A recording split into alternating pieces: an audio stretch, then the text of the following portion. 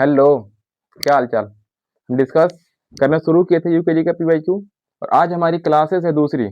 हम फर्दर उसको आगे देखेंगे कैसे करना है।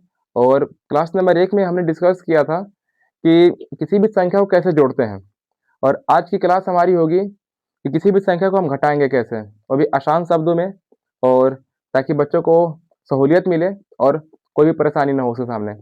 हमारे साथ बने रहिए। आइए हम डिस्कस करते हैं।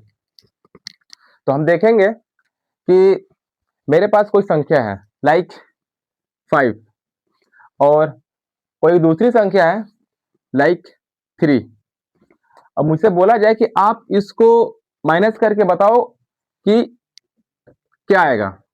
तो बहुत सारे बच्चों का फॉर्मूला ये होगा और तरीकाकार ये होगा कि वो बच्चे क्या करेंगे, 5 में से 3 को सीधे माइनस करके 2 लिख देंगे और आंसर लिख करके सर को चेक कराएंगे। तो एग्जाम में क्या होता है कि बच्चों को डायरेक्ट सॉल्व करने पे, खैर ये सही तो है, लेकिन मार्क्स बिल्कुल कम मिलते हैं, बिल्कुल नेग्लिजिबल।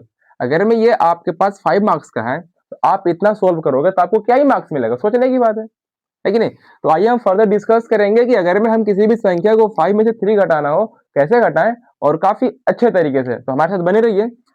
कुछ कुछ तरीका हम ऐसे देखेंगे कि अगर मैं मेरे पास कोई संख्या 5 है और मुझे कोई दूसरी संख्या को माइनस करना है, तो माइनस करने पर क्या होगा, तो हम पहले वाली संख्या को कोई अल्फाबेट्स मान लेंगे लाइक ए, और दूसरी वाली संख्या को दूसरी अल्फाबेट्स मान लेंगे बी। अब हम ए और बी को फर्दर माइनस करेंगे तो मेरे सामने एक फॉर्मूला निकल कर आएगा, ए माइनस बी का होल स्क्वायर। और इसी फॉर्मूले के जरिए से हम माइनस करके देखेंगे कि 5 माइनस 3 को, सॉरी 5 माइनस 3 करने पे क्या निकलेगा। ठीक है, तो ए माइनस बी का होल स्क्वायर जब हम पढ़ते हैं तो हमारे सामने आता है A square plus B square minus 2ab।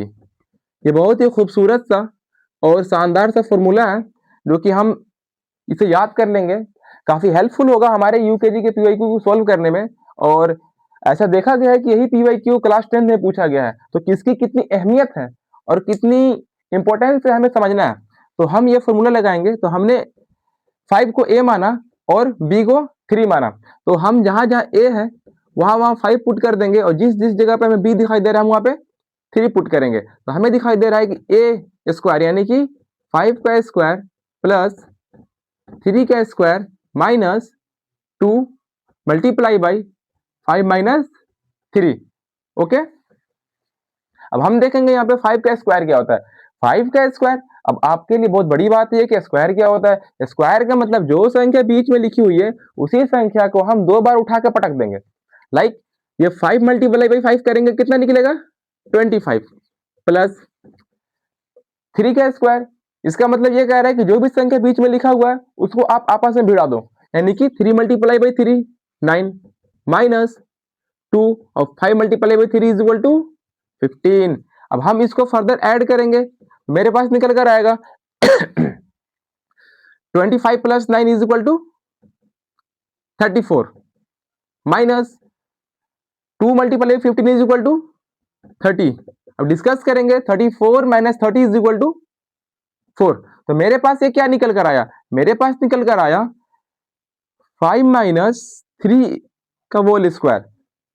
आप याद करिए पहली क्लास को हमने क्या किया था, जो भी स्क्वायर है ये इक्वल के दूसरी तरफ जाएगा तो ये अंडर रूट बनेगा, तो हम ये बना देंगे अंडर रूट 4। तो मेरे पास क्या निकल कर आ रहा है, 5 minus 3 is equal to under root 4, और 5 माइनस 3 इज इक्वल टू 4 किसका वर्गमूल होता है, ये होता है हमारा 2 का। हम इस तरीके से सॉल्व करेंगे और हमारे पास 2 निकल कर आंसर आएगा। काफी खूबसूरत और शानदार सा तरीका है और हम इसे कभी भूलेंगे नहीं, और कोशिश करें आप इसे फर्दर प्रैक्टिस करते रहिए ताकि आने वाले वक्तों में आप इसके साथ मजबूती से पकड़ बना सकें। इसके लिए थैंक यू।